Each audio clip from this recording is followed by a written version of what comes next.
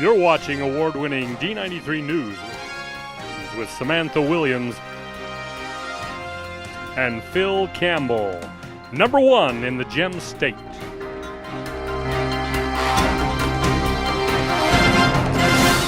Well, hello and welcome to D93 News. It's Civil War Week for the boys and girls. We'll have more on this a little later in our show. That's right, and our top story this week comes from the FLIGHT program. FLIGHT stands for Fostering Learning Independence Through Transitional Experiences. Tuesday, we went grocery shopping with them, and D93 News correspondent Katie Kelleher has more from Albertsons in Ammon. And we'll need some bean sprouts.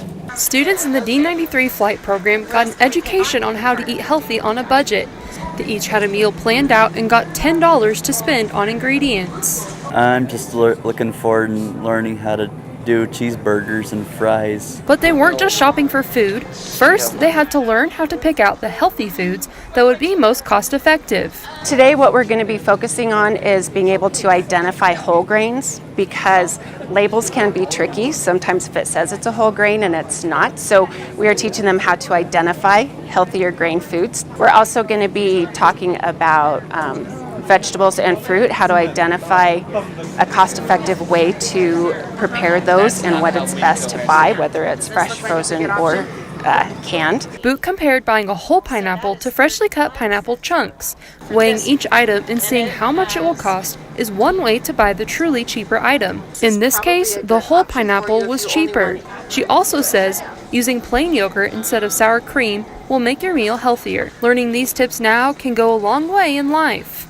This is very important because we're trying to encourage, especially at a younger age, kids to learn how to eat healthy so that they can do it for a lifetime. The students not only got an education and some groceries, but time to hang out with their friends as well. Just love having a fun time with my friends, and especially Sam and Phil. In Ammon, I'm Katie Kelleher.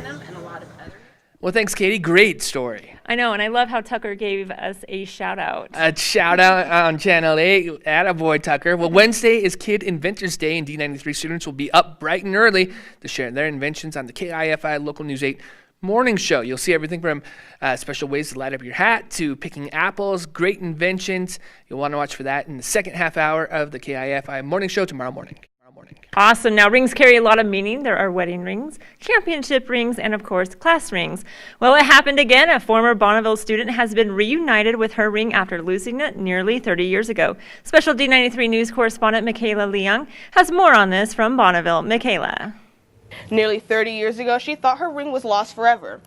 But that changed with a single Facebook post. Remember the exact day that it happened. Sherry Roner took off her class ring to put lotion on her hands. I set the ring on a shelf in the locker and I put lotion on my hands, and then I reached for the ring, and on the sides of our lockers there were these little little holes, like about the size of maybe bigger than a quarter.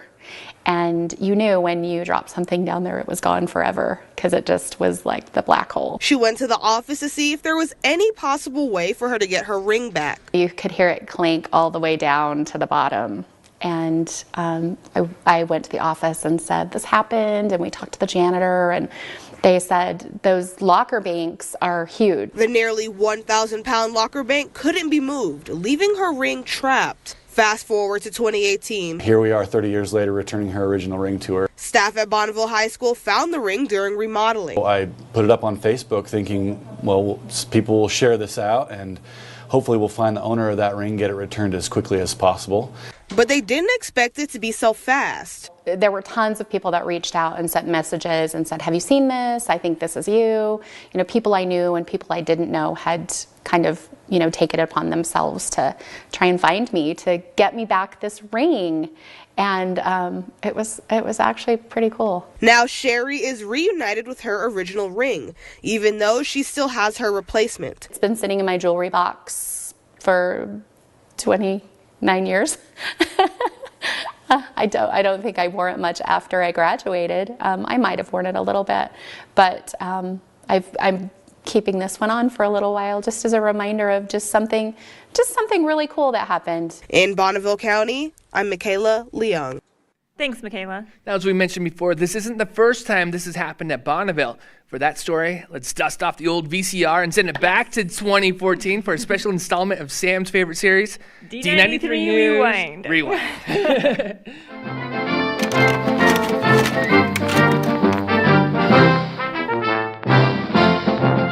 Well, Hans Didi thought his class ring was long gone after losing it in New Mexico, but through social media and the kindness of one man, that ring will be returned 46 years later. The neat thing about it is I lost it at Christmas time, and I'm getting it back at Christmas time. Hans Didi's treasured class of 67 ring was only on his hand for a year. So it was a special thing to get that, and I was hoping to keep it for a long time. Sledding in the hills of Los Alamos, New Mexico, Didi lost the ring in 1968. You know, snow was 8 feet deep, fluffy snow. Dozens of winters passed. You swing it like this, kind of slow. Until Geary Radcliffe found it with his metal detector more than a decade ago. And I thought, oh, here we go again. I dug it up, and dang, it was this gentleman's high school ring from Bonneville, Idaho. Radcliffe tried to find the owner then, but had no luck. And he contacted the school, and they wouldn't give out any personal information because they thought maybe he was a bill collector or something like that. And now with the advent of Facebook, I took another shot at finding this guy. It didn't take long. Just hours after District 93 posted the photo and story to Facebook, Didi was found. It is amazing what Facebook can do, and the internet, of course. Radcliffe will soon ship the ring back to Didi. I think I'll wear it for many special occasions. Probably after it's resized. I don't want to lose it again.